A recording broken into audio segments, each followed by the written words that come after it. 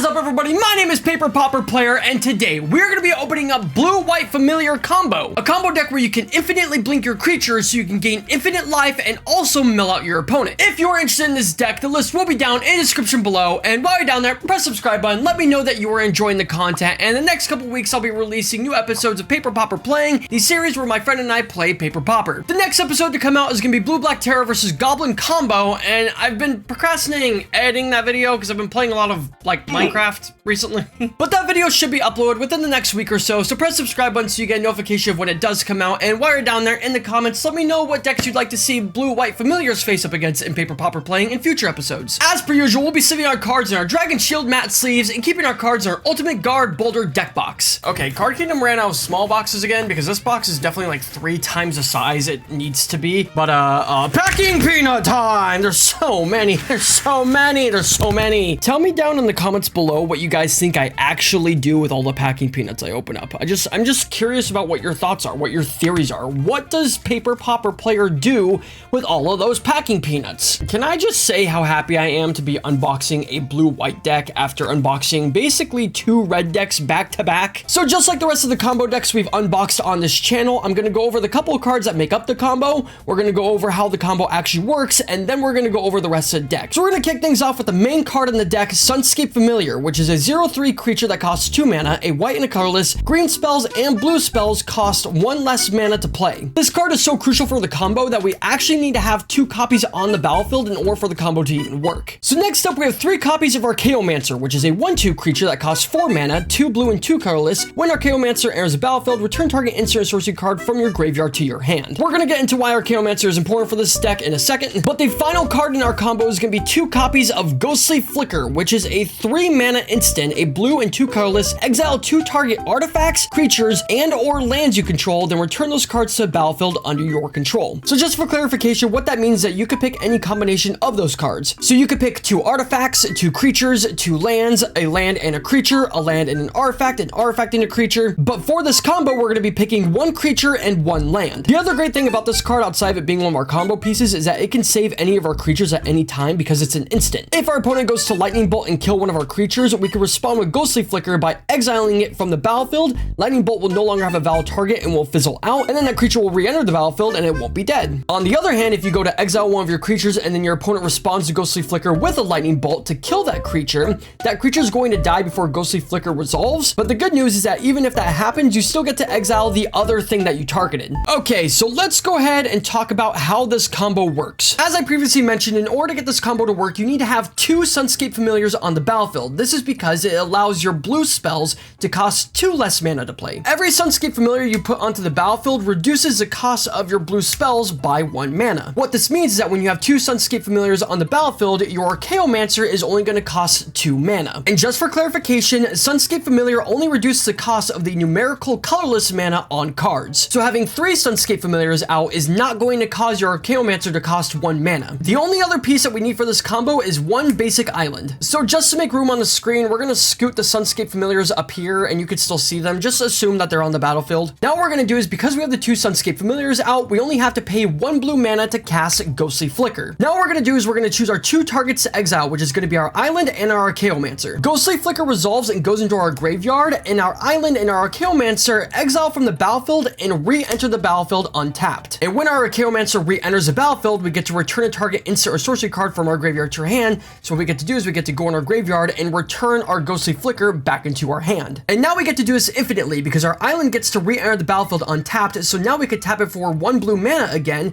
and we can recast Ghostly Flicker because it still only costs 1 blue mana because of Sunscape Familiars. Now doing that combo infinitely just by itself doesn't actually do anything, it's just a loop that you can do. But that's why we're running a couple of different win conditions, starting off with God of Pharaoh's Faithful, which is a 0/4 creature that costs 1 white mana. Whenever you cast a blue, black, or red spell, you gain 1 life. Now God of Pharaoh's Faithful is how we gain infinite life in this deck, because while we're doing our loop, we are infinitely casting Ghostly Flicker, which is a blue spell, and whenever we cast a blue spell, we gain 1 life. So if we cast Ghostly Flicker infinite times, we gain infinite life. Now with that being said, having infinite life doesn't actually win you the game. Having infinite life is not a win condition in Magic the Gathering. The good news is we have infinite life and our opponent doesn't, so eventually we will probably just outbeat them with our other creatures in this deck, because we do have some Mole Drifters that are 2/2 with flying, so we should be able to kill them eventually. But let's go ahead and talk about our actual combo kill card, which is going to be Sage's Road Denizen, which is a 2/3 creature that costs 3 mana, a blue and 2 colorless.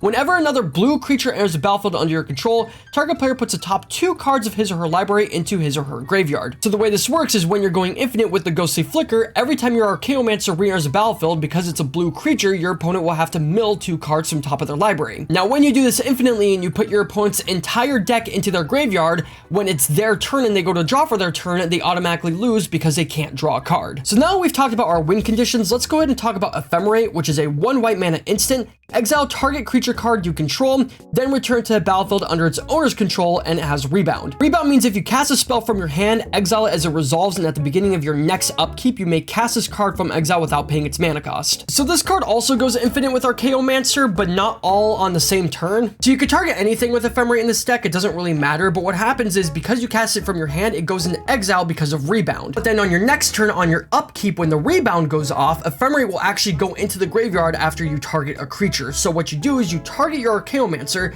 Ephemerate will resolve and go into the graveyard. Archaeomancer, just like with Ghostly Flicker, will get exiled, re-enter the battlefield, and you could put Ephemerate back into your hand, and you could do this all over again. There's actually one card in our sideboard that takes advantage of this, and it's called Stonehorn Dignitary, which is a 1/4 creature that costs 4 mana, a white and 3 colorless. When it enters the battlefield, target opponent skips their next combat phase. I've already gone over this combo before in my video about Jeskai Control, which you could check out down in the description below. So basically how it works is you cast Ephemerate on your Stonehorn Dignitary, your opponent has to skip their next combat phase, Ephemerate will go into exile, and on your upkeep on your next turn, the Rebound happens, you target your Archaeomancer, Archaeomancer will blink, it'll put Ephemerate back into your hand like we already talked about, and then from your hand, once again, you can cast Ephemerate, targeting Stonehorn Dignitary to blink it, and then your opponent has to skip their combat phase again, goes back into exile, and you just do this infinitely so your opponent can no longer have any combat steps for the rest of the game. With that being said, this deck isn't fixated on the Stonehorn Dignitary combo, but if you happen to need it because your opponent's playing a creature-heavy deck, then it's available to you in the sideboard. And in this deck, we're only running 2 copies of Ephemerate. So we're running 4 copies of Godpharaoh's Faithful, we're running 1 copy of Sage Rose Denizen, and we're running 4 copies of Mulldrifter. Mulldrifter is a 2/2 creature with flying that costs 5 mana, a blue and 4 colorless, and when it enters the battlefield, you get to draw 2 cards. And then Mulldrifter also has Evoke, which for 3 mana, a blue and 2 colorless,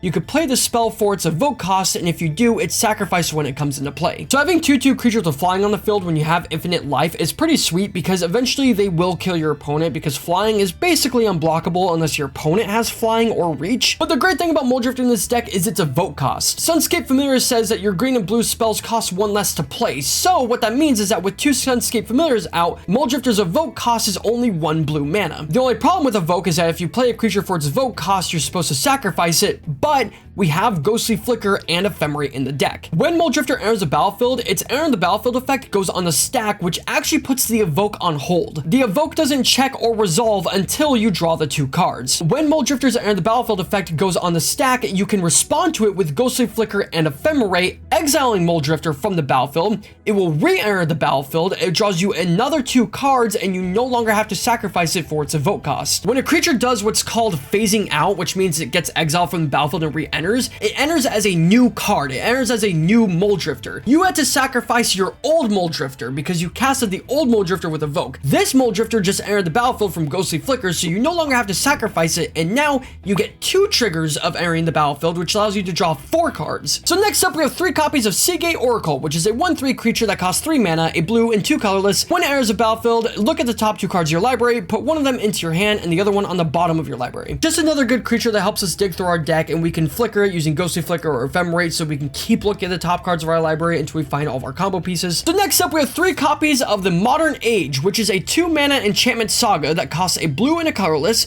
When it enters the battlefield and after your draw step, put a lore counter on the Modern Age. So the way saga enchantments work is that they have effects on them that activate depending on how many lore counters they have. So when the Modern Age enters the battlefield, it gets 1 lore counter, and this first lore counter ability activates, which says draw a card and discard a card. And then you also get lore counters after your draw step, so basically in your main phase. So when your main phase begins, you get to get another lore counter. In this case, it's just once again draw a card and discard a card. And then on the turn after that, after your draw step and during your main phase, you get your third lore counter, which says exile this Saga, then return to the battlefield transformed under your control.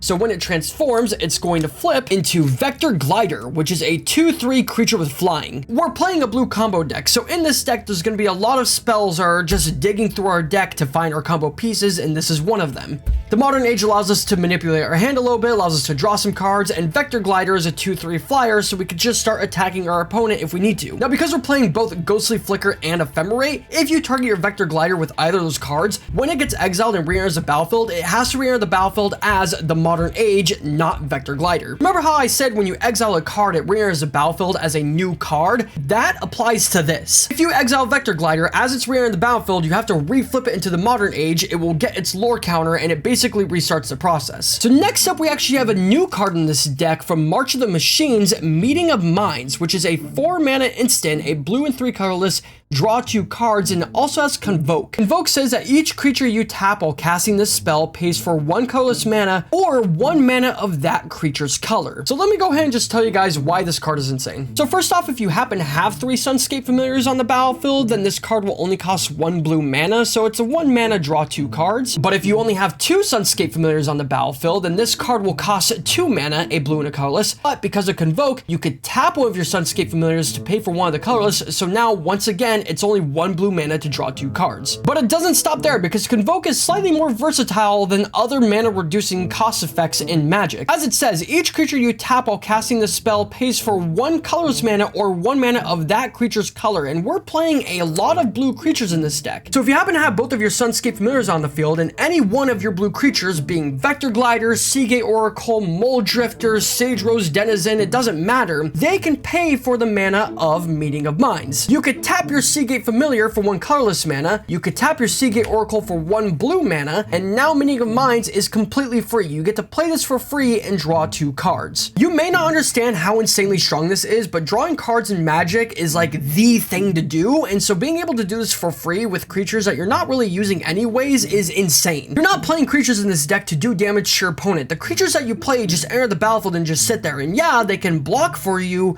but they can also just draw you free cards. You don't have to have any Sunscape Familiars on the battlefield. You can have your Godfrey's Faithful and 3 Seagate Oracles. You could tap all of them on your turn and just play Meeting of Minds for free. So now let's just say it, the game's been dragging on and you happen to have all 4 of your Mole Drifters on the field, and your opponent's playing something like Mono Blue Fairies where they just have a bunch of like 1/1 and 2/2 flyers. You could spend all of your mana, be tapped out, and leave your Mole Drifters up. You have a wall of Mole Drifters on the field, so they can't attack into you. So they go to their main phase, they're like, okay, I guess I can't attack. They go to their end step, you can tap all of your Mole Drifters to then play Meeting of Minds on their end step, so you get to play this for free, draw 2 cards, and then you go to your turn, untap them, and then you could use your Archaeomancer to put this back in your hand, and now you could just leave all these up to block again, so once again, your opponent can't attack into you, and then on their end step, because they're just having to skip their combat phase, you can, oh, whoopsie doozy, play Meeting of Minds for free again. Now, we're running 2 copies of Meeting of Minds, but if you don't want to run them, which you should, the deck traditionally runs 2 copies of Deep Analysis, which allows you to draw 2 cards, and then has flashback for a blue and a colorless and pay 3 life, so you can cast it from your graveyard, which is a nice effect that you can just play this twice, but, I mean, you have Meeting of Minds.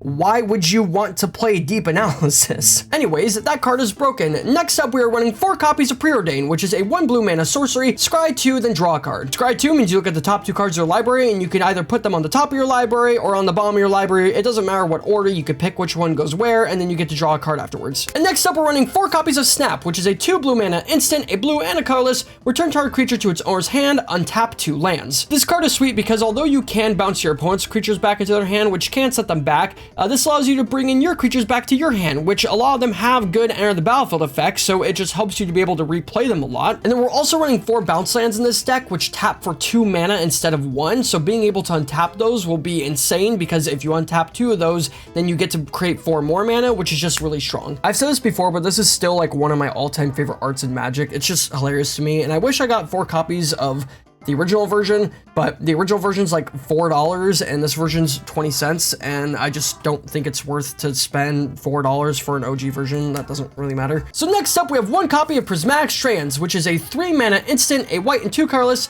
Prevent all damage that sources of the color of your choice would deal this turn. It also has flashback, and its flashback cost is pretty simple. You tap an untapped white creature you control. So if this is in your graveyard, you could tap a Sunscape Familiar or a Godfarrow's Faithful to be able to just flash it back, and you just prevent all damage that sources of the color of your choice would deal this turn. So if your opponent's playing Kadoltha Red, you could just play this and prevent all red damage, and then all their goblins and Monastery Swiftspear and Lightning Bolts won't do damage to you. It's just a really good card to just keep you alive. And next up, we have 2 copies of Prohibit, which is a 2 mana instant, a white and a colorless. Counter target spell if its converted mana cost is 2 or less, and if you paid the kicker cost, which is 2 mana, counter that spell if its converted mana cost is 4 or less. So the cool thing about Prohibit in this deck is that if you have Sunscape Familiars in the deck and you cast this for its kicker cost, the Sunscape Familiars will actually reduce the kicker cost as well. So if you have 2 Sunscape Familiars on the field, you can kick it and still only pay the blue and 1 colorless that it originally costs, and you can do the second effect. And the reason why you play Prohibit in this deck instead of other counter spells is because if you don't have a reason to kick it, then Prohibit only costs 1 blue mana if you have a Sunscape Familiar out. You could pay 1 blue mana to counter your opponent's 2 mana spell, which is really good value. And if you have 3 Sunscape Familiars out, then you could pay 1 blue mana to counter your opponent's 4 mana spell, which is also great value. So let's go ahead and get into the land, starting off with 4 copies of Azorious Chancery, which enters the battlefield tapped, and when it enters the battlefield, you return a land you control to its hand, and this is a bounce land that taps for 2 mana. So the one thing to note about bounce lands is that you can't play them on your first turn because they have to bounce land to your hand, and if it's the only land on the field, then it bounces itself. So it's like you basically didn't play a land for turn. And usually having 4 bounce lands in the deck is like kind of whatever because you don't really want to see them in your starting hand. But this card is extremely strong in this deck because of the snaps, because being able to untap these means that you can retap them for 2 mana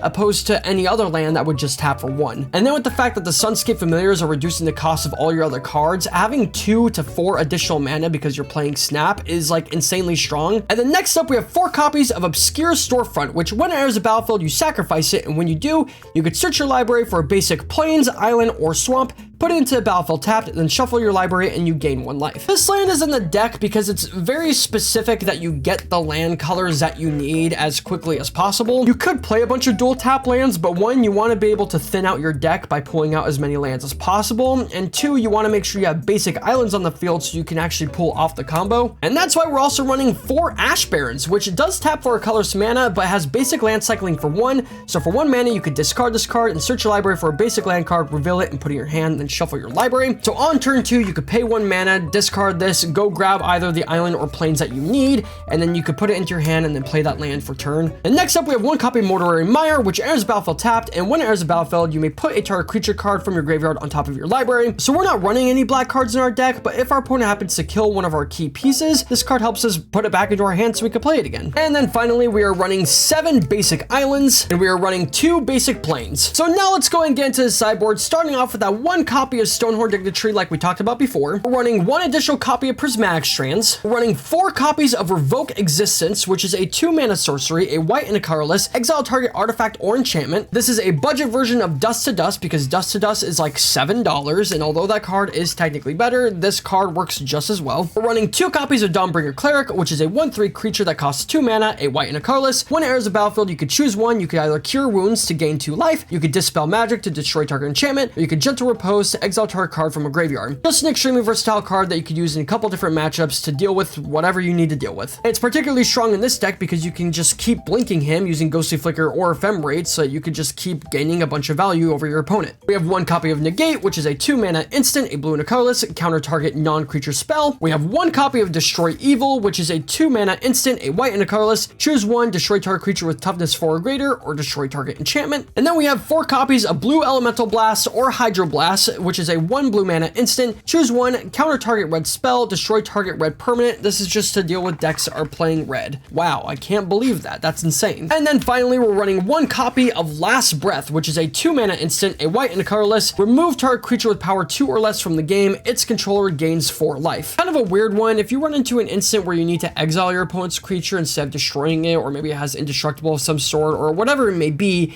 this card does come in handy because of that. And also, this art is beautiful, and that's because it's against Marcadian Masks, and I'm honestly, Marcadian Masks probably has the best line of artwork in all of Magic history, I'm gonna be honest. So that is going to be Blue-White Familiars for Pauper. I'm really excited for this deck because it's a combo deck that's in my favorite color combination. I usually don't really play combo all that much, but I love blue-white, and this is blue-white, so I'm going to be playing it hopefully on the next episode of Paper Pauper Playing, well, the next, like, recorded episode, you know what I mean. Like I mentioned, this deck will be down in description below. Thank you guys so much for subscribing, thank you so much for watching, and we will see you in the next one.